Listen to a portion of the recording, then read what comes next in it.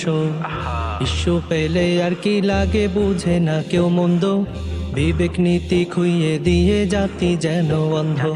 ধর্ষণ যেন ছেলে খেলা, দেশের কি হালচাল, চাঁদাবাজি ছিনতাই যেন আরেক নতুন চাল।